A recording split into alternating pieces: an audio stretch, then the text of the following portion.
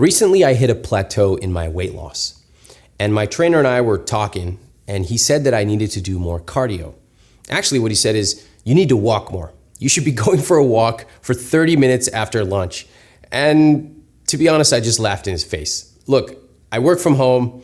It's humid outside. I am not going out of my way to go for a walk and do what? Just walk? I don't like this. This is a terrible idea. I'm not going to do this.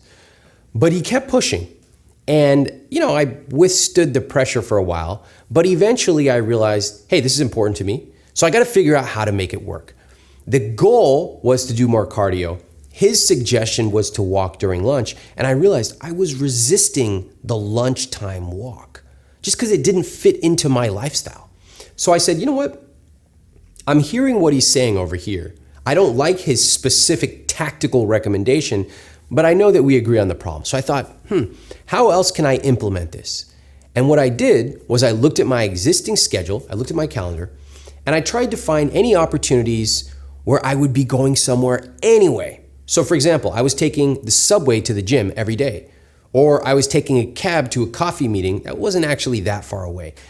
It turns out that it would take me basically the same time to walk, maybe 5 or 10 minutes more. That was my new rule. If I had the time, I would walk instead of taking the subway or a taxi. In other words, I made it convenient to walk to something I was already going to. I didn't try to rearrange my whole schedule. Now, I share this story with you because you can do the same thing when it comes to picking up new skills. Think about how many times we put off learning new things because we think we need to make it a priority or get really serious. We've all heard it. Can't learn Spanish right now, can't make time for it. But notice what I did with that walking example. I wasn't ready to make it a priority, so I didn't. It wasn't a priority. I was honest about that, and I didn't create time for it. What did I do instead? I just fit it into the edges of my life. Those little moments, and those little moments actually add up. My steps increased 5,000 steps a day just from walking to the gym. So being able to fit new things into your existing schedule, it's almost its own special skill. So I want to talk about how we can do this because each of us has tons and tons of time. I would conservatively say 60 to 90 minutes a day minimum where we can fit new skills in without disrupting anything else. This is a master skill. So I want to dive in. Let's say you want to work out more, but you can never make the time. Super common.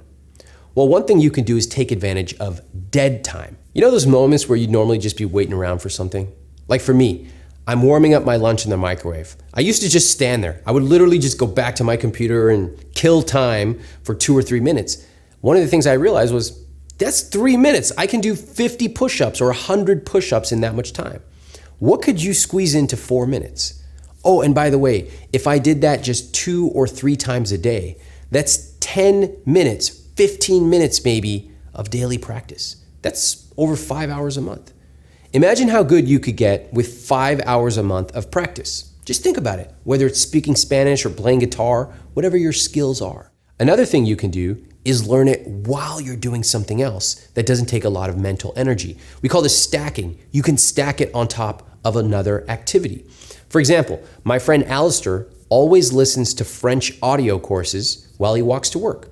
No extra effort. It's literally no extra time. He's already commuting. He's stacking his learning on top of his commute. That could easily add up to another 30 minutes a day. It's more than 10 hours a month.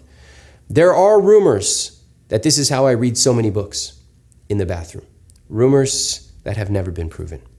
And as we learned from Josh Kaufman, with just 30 minutes of practice a day, you could actually become astoundingly good in under a month.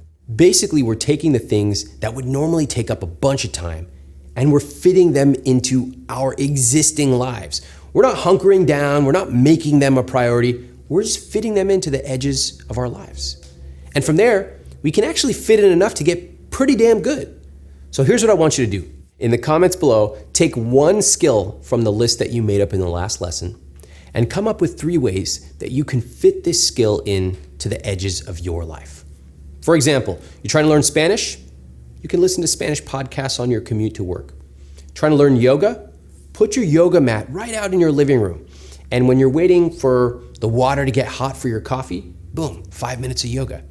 Trying to become a better copywriter? this is one that's near and dear to me, keep your writing book in your bag. So whenever you have 5 minutes while you're on the bus or you're waiting in line at the post office, you can read it. Leave a comment below telling us just a couple areas of your schedule where you can fit things in right into the edges.